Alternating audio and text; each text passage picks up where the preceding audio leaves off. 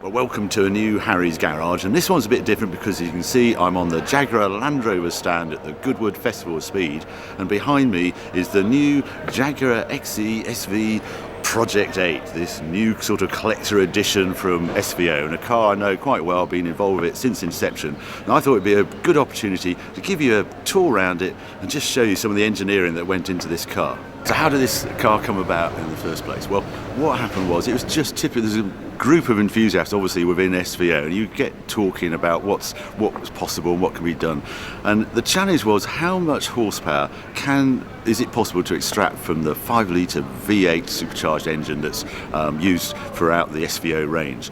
The answer turned out to be 600 horsepower. Then it's always fun if you can put the biggest, most powerful engine in a really small car.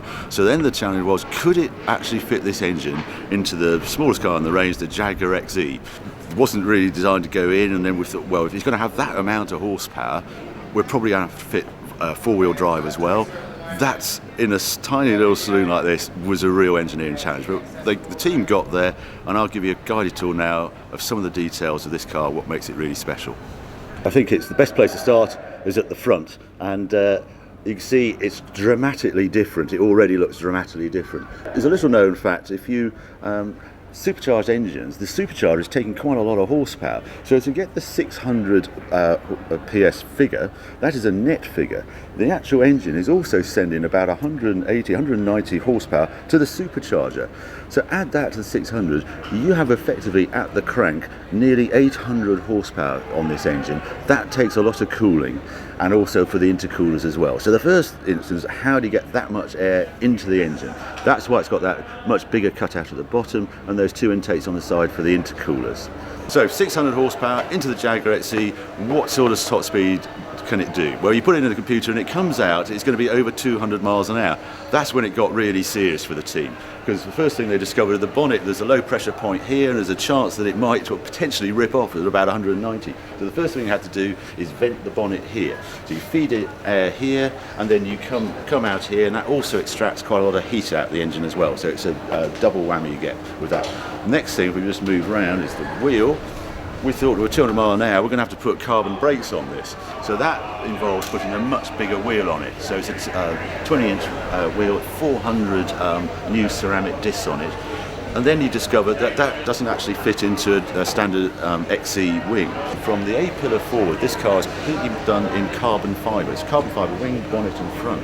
And that enabled the team to make it a wider track.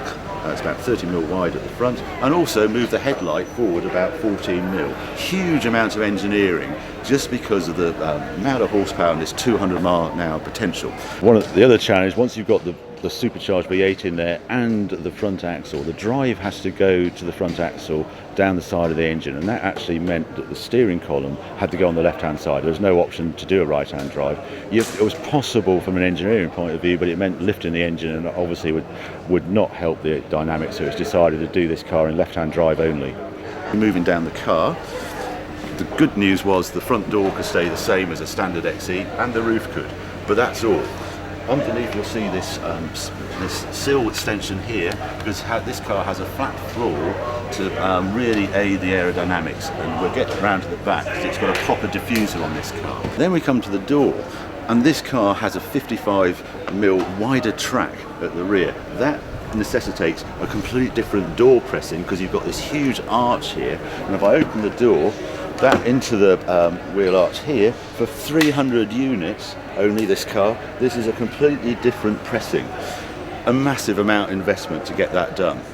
Again, obviously ceramic brakes at the back, 305 section tyres. You come round to the rear, so you see the 55 mil extension wheel arch, and then there's this cutaway here, because you want to extract the air from behind the wheel to get that brake heat out of it. This is the most efficient way of doing it. And again, with that potential top speed of 200 miles an hour, you'll see there's a little bit of a flare on the wheel itself. That's to aid aerodynamics for that top speed. And also, I discovered this car is a world first because it has ceramic wheel bearings. Reason for using those is they're lighter and they have less resistance. It's all to do with that 200 mile an hour speed. Up to now, that's technology that's only been used in Formula One. Right, if we go around the back, there is obviously quite a big wing on the back of this car. Some people have said, it's the Q car sort of technology. Wouldn't it be nice to not have the wing? You have to remember, Jaguar XE was never meant to do 200 miles an hour, and if you have all that air at the front, you have to balance it at the rear, and that's what this is doing.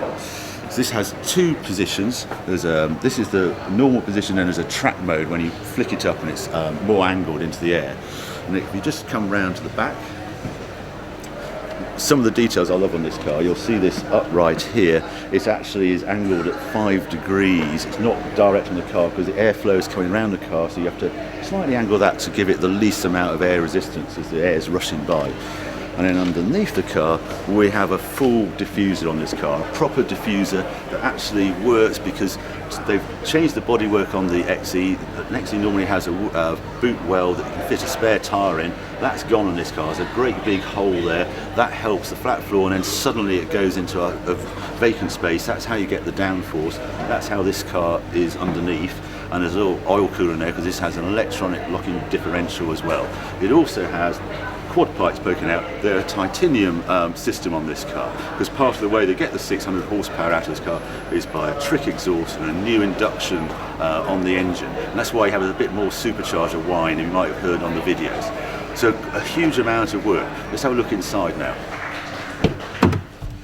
Here we go inside. Now this particular car, this blue car, is the 4-seater version. Quite fun details on this. There is also a track pack option, which is the one going up the hill, which is the sort of orange car you might have seen flashing up the hill. That has a harness retainer, if you like, a roll cage in the back here, fixed bucket seats, carbon back seats. This one is sort of my favourite because it's the Q car version, as it were, the 4 seats. And also I love the way that the team have actually left in the ISOFIX seat, so you can fit a baby seat this. It all helps the justification when you're going to the other half why you need a 200 mile an hour Jaguar XE. Now here, driver's side, you get the Alcantara suede to the wheel, and also the top of the binnacle is suede as well.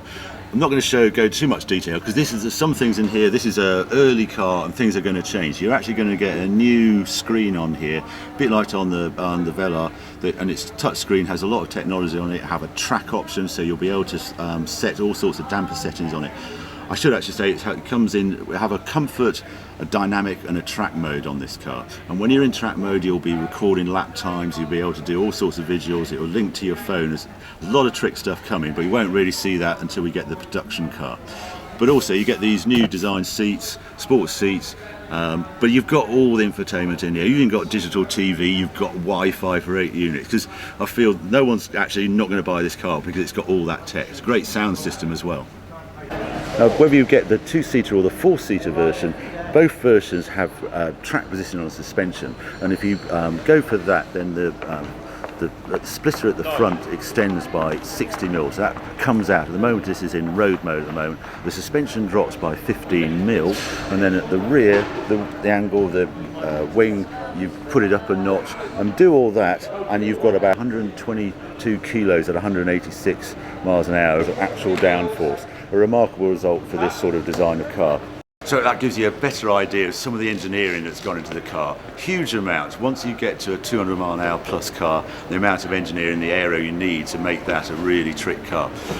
Some of the summary of this car then: 4-wheel drive, 100% power to the rear, and then bleeds the front as necessary. So it should feel like a rear drive car. That's what the team are aiming at. Other thing, this car limited to 300 units. Not sure how many is going to become in the UK, but it's amazing the response to it at the show, they're saying. So yeah, really big take up. People really got this car, what it's all about. And it'll be a global car. It's going to the US. The US only actually get the 4-seater version rather than a 2-seater version. Here in the UK, it's priced at £150,000. Really exciting car. Next time you probably see it, drives will happen sometime in 2018, beginning of 2018, and they're saying the first production cars should be arriving in the summer of 2018, which I can't wait for.